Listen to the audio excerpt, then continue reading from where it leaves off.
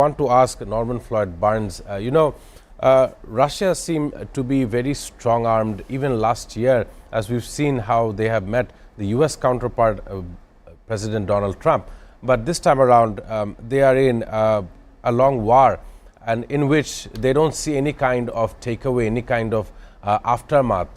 Who will be the winner in this case? I'm pretty sure the answer is no sides will be winning drastically. On the other side, the U.S. Secretary of State Marco Rubio said Washington is finalizing a $400 million military aid package for Ukraine, with an official announcement coming on later. I want to ask Norman how you feel about this, the Russia-Ukraine war. It will be approaching the 5th year just by the end of this year. It has an effect on the world, and that gives premises to other wars to unfold. How do you think that the two sides may continue, or if not, come to a ceasefire negotiation? Do you believe that a ceasefire is even possible, even after this so long-running war? Norman. Thank you for the question. The short answer is no, no, no. I do not see a ceasefire, and the reason is that Russia has a mission. And its mission is the complete conquest of that region, to annex Ukraine back into the old Soviet Union dynasty, and also to basically create a buffer zone between Russia and NATO. The United States position is one that's supporting NATO.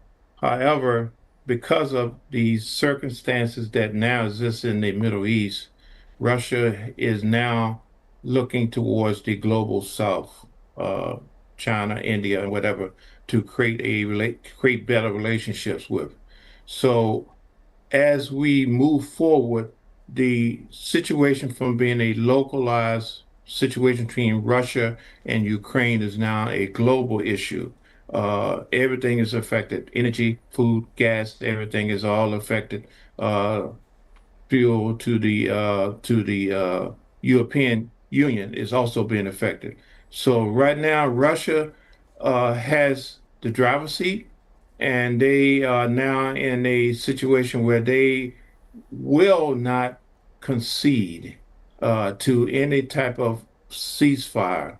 There will be maybe a slowdown, some concessions, but their demands is moving forward, and they are initiating through what we call endless war technique. They will be hitting the infrastructure, destroying energy sources, and just waiting for the collapse of Ukraine in regards to what they want to do in terms of the land.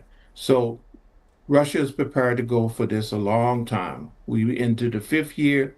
They could go another 5 years in terms of what they say to get what they want. There's no rush. There's no panic. There's no Strait of Hormuz to deal with regarding them. So they are just doing what they do and basically keeping the pressure on, and basically creating a situation where the Ukrainian government and their administration will have to make the decision with the support of Europe, what Europe is doing, and the United States. So in the meantime, this has now become a global issue tied into the energy crisis around the world.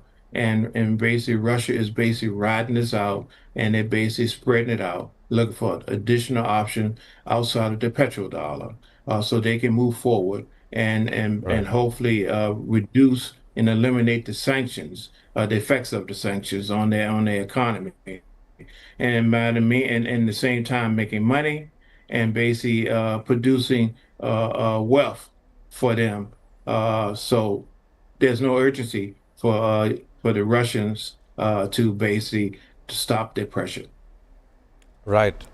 Interesting statement coming from Norman Floyd Barnes. Long-running wars, but in geopolitical terms, you see the entire world is very so much connected when it comes down to resource sharing, when it comes down to energy efficiency of various nations demarcated by a man-made border. I want to ask you as well. Even food material, we've seen the grain exports that Ukraine used to have gone down. That actually was being supplied to multiple nations across the world. The Red Sea has been hampered the grain exports as well. So I want to ask Barrister M. Sarwar Hussain, wars and war fronts alike, they have drastic implications for the future of humanity, for the future of mankind. I want to get a know-how, how you see the two neighbors, Ukraine and Russia. Of course, Russia has an intention to reunite the Soviet Union that would include many territories coming back to create the USSR. As we know historically,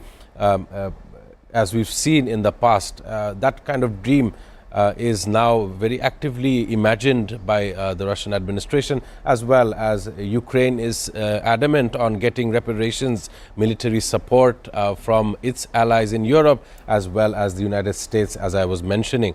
I want to get your opinion on how you see this, even as we see in St. Petersburg. It's away from the capital in Moscow, it's on the eastern side, it coming under attack by Ukraine. Well, coming to your points, let me put some points regarding this Iran and Israel and America issue. So, you know, there was a slogan, the slogan brought forth by Trump, "Make America Great Again." So, what he did in this term, he brought Hugo Chavez captured from his own residence, presidential residence. Well, you are trying him now in your own land, so that you have violated the sovereignty of a country. This is nothing but plundering the oil. Now, you have imposed another war. This Ukraine and Russia war, this is also predominantly prompted by America. You know, the ex-president Joe Biden, he traveled in the wartime to Kiev. All of a sudden, he appeared there to express his support that, okay, we are with you. Now, and the Iran war. With all those wars, actually Trump has made the America small again. Why? Because all the people around the world just took him as a joker. If you don't call him insane, that there is a question came that whether he has sound mind or not, there is a question. But definitely he turned himself to be a joker, surely. The example is that in Bangladesh, a white buffalo is named after Donald Trump, and so much so that buffalo was to be sacrificed for the Eid al-Adha. Now Bangladesh government has brought that buffalo and placed it in the zoo. Now we heard that on American team, embassy team went to see that buffalo. Now they said that the name of that buffalo has to be changed. Now the zoo authority has changed the name and put it only that white buffalo. So all those reflect that people around the world just understand that he is a joker. A president cannot be joker. So that's why he is now all out to get a exit from this war, having a something face-saving mechanism. And what is that? That Iran has promised not to go for nuclear. Now this Russia-Ukraine war, I don't think that the dream of Russia, Putin, that they will come to the earlier stage before 1990, the former USSR. Right. There is no possibility, because the height of the Cold War is not there. Now people understand the values of the democracy, and all those 15 countries, they were liberated sometimes. So they have got the taste of the liberty. Now the main contention between Russia and Ukraine, that Russia has annexed two bordering provinces. One is Donbass, another is Donetsk as well. Yeah, Donetsk. So Ukraine is not agreeing that they want to leave a single inch of land. Until that issue of land, Donbass and the other province is resolved, I think there will be no ceasefire. And now Ukraine is proving their capability that they can hit St. Petersburg, and where some international conference would be taking place. Right. So, no target. Now they have, in the wartime, Ukraine has increased their capability, war capability, that they can hit any city of Russia. So, this is not going to end very soon until Russia really take initiative and leave those captured land, those annexed land. Previously, they have taken this Crimea. So, that was also another year. In 2014, they annexed Crimea. Excellent statements coming from you, Barrister M. Sarwar Hussain. And I want to get a comment from Norman Floyd Barnes before I can proceed for a break. You see, before the Eid al-Azha holidays here, a sensational buffalo, a white albino buffalo, was being seen as the reincarnation of Donald Trump in animal husbandry. However, that buffalo has been taken into the zoo. It has become a popular tourist attraction, and the people here in Bangladesh have said that they do not want to see this animal being sacrificed. On the other side, the strained relationships between Ukraine and Russia are ending up to become a land dispute, a territorial dispute. And when it comes to territory, it's not only Ukraine and Russia, there are far more nexuses around the world which can be discussed. I just want to get how you felt when you heard the statement from Barrister M. Sarwar Hussain, whether you wanted to add anything more onto this very remarks. Norman. Well, there's not much more to be said. It's just the circumstances is that Russia wants to claim certain parts of Ukraine. Ukraine wants them to be out. That is the issue going on with the war. Everything else is negotiable. But the issue of land, the annexation of land, is causing this endless war to continue. And believe it or not, the Ukraine is basically making money, and the supporters of the United States is making money because they're providing weapons. Weapons, as you know, war, the object of war now these days, the new object is basically create a war, not to win the war, but to create a war to increase the economy. So the people who create wars and the defense people and the weapons people, they're making money around the world while these conflicts going on. Peace does not pay the bills. Conflict does. And until we get to understanding of that, we will continue to have these flare-ups around the world. Anywhere there's a flare-up, there's some money that's being made by someone. Someone is making money. Defense contractors are making money on providing weapons, and the United States is involved in that. And as they're being involved, they are basically making money to make America great again, as the slogan said. We want to make America great again. Well, $1 at a time. So basically, until there's a solution to replace war, war will be the topic as we move forward. Conflict and war, weapons. It's not to win or defeat, it's to create a scenario where it will be a profit. The war is a profit, not a goal or mission, the conflict itself. Outstanding remarks by Norman Floyd Barnes. As he famously said, peace does not pay the bills, and of course making America great again by the dollar. It has huge implications as the foresightedness required in the future days coming for the United States of America, the people as well as the administration. Ladies and gentlemen, it's time to take a short commercial break. Afterwards, we look at the UN General Assembly and how we are going to see a Bangladeshi foreign minister having the seat of the presidency. Do stay tuned as we go for a short commercial break.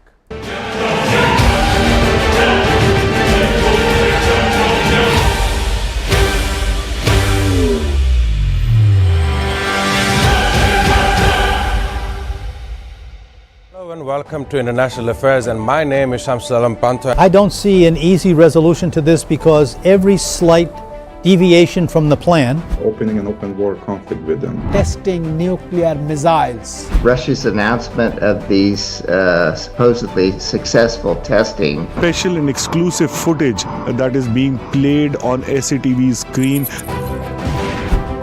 Really coming to terms with Hamas. Damage estimated between this entire issue. President Trump is expected to hold bilateral talks. Preserving biodiversity and tackling climate change. We cannot protect the planet before we negotiate peace. Where is it going? Is it understanding the needs of its people before the needs of this global world? For China to come to agreement, They will face better projects. With President Xi of China and President Lee of South Korea. Trump's White House that is in favor of these things. Simply not enough action being taken to address the problem of fossil fuels. What their plan initially is towards the Caribbean place.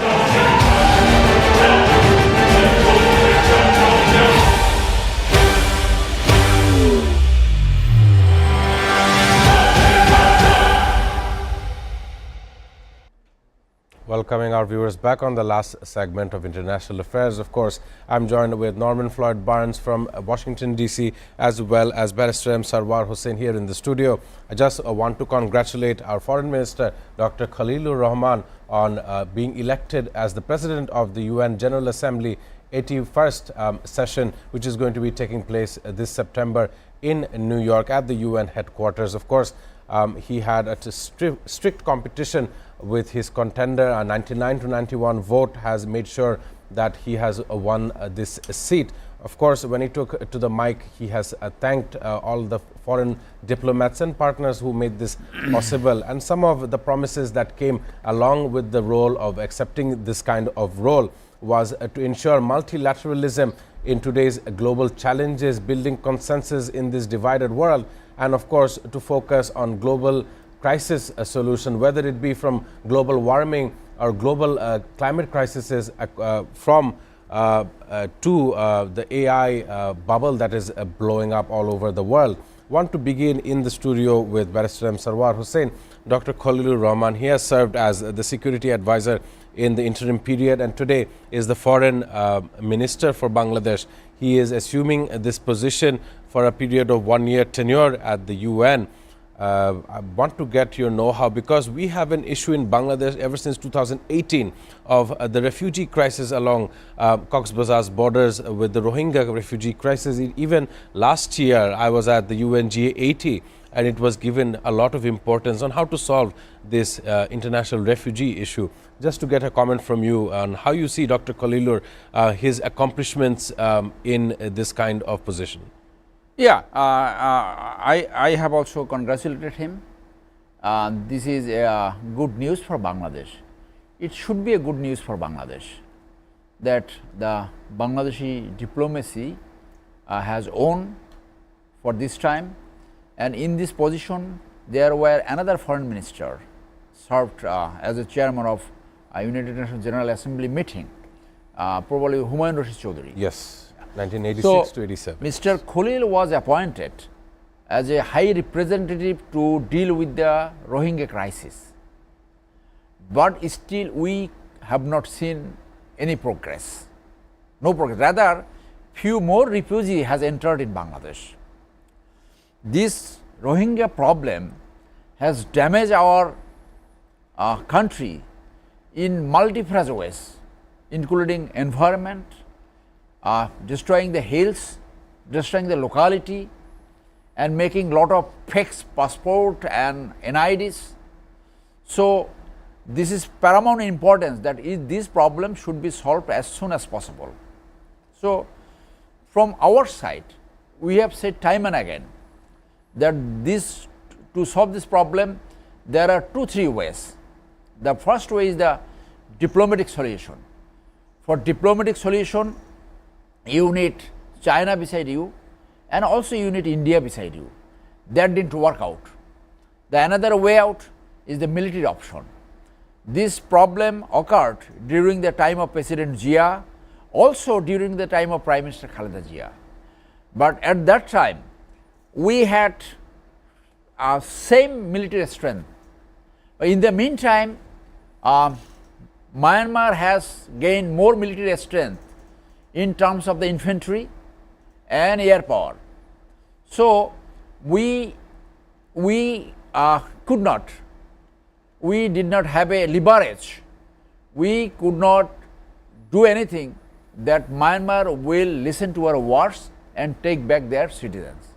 The third option was to train 10,000 Rohingya and give them weapon and let them liberate their own motherland, and Bangladesh must protect them. One of the senator of America said that one of the solution of this Rohingya problem is to liberate Rakhine, liberate them and they will have their separate country. So you know the Burma Act. So I am sure that America has enacted this statute not to sit idle. So this is in their plan, in their foreign policy approaches. So America take a foreign policy after a lot of research, after a lot of understanding, lot of considerations. So Mr. Khalil definitely got the support of the Western world, including America. So other two options, the military options, that Bangladesh have a offensive capability and put the Rohingya people to their own country, or to train their 10,000 young boys and give weapon and liberate their own country, is less likely to occur. The only viable option is the diplomatic options. So Mr. Khalil coming, assuming to this chairman of this, will have a better footing, will have a better opportunity to handle this crisis. I hope Mr. Khalil should be successful. He was appointed as a high representative to handle this matter, but still we could not see any headway. Nothing has been progressed. So this is an opportunity for Bangladesh, and I think Mr. Khalil will do his best to take this problem to the international forum and solve it as soon as possible, and allow the Rohingya people to go back to their own country. And let us live alone, let our environment to survive, let the locality people to have their own peace and stability. Of course, and excellent statements coming from you, Barrister Sarwar Hussain. I must thank you for your time and contribution onto this program. And as we were talking about Dr. Khalilur Rahman, his responsibility as the UN is in one chapter. The rest chapter remains him as the Foreign Minister of Bangladesh. He definitely has to create a balancing act with all the neighboring nations around Bangladesh. That is also important to understand. Before I finish, ladies and gentlemen, I also want to thank Norman Floyd Barnes for joining on to the program. There is a certain update. 3 Bangladeshi nationals remain in critical condition, among 8 Bangladeshis injured in a devastating hotel fire in New Delhi's Malviya Nagar area, killing 21 people. So an update about that. Alongside, today is June the 4th. It is celebrated internationally as the United Nations declared on this day in 1982, the International Day of Innocent Children Victims of Aggression. The day is remembered in memory of children affected by various conflicts and wars around the world. We can, of course, tie this to the numerous Ukrainian children being deported from their own hometown across various other regions as well. This is a call to ensure a future safety for children, and emphasis is placed on ensuring the rights of children, education, health, and protection. With that being said, I want to sign off on International Affairs. I will come back on Sunday to provide you another episode of International Affairs.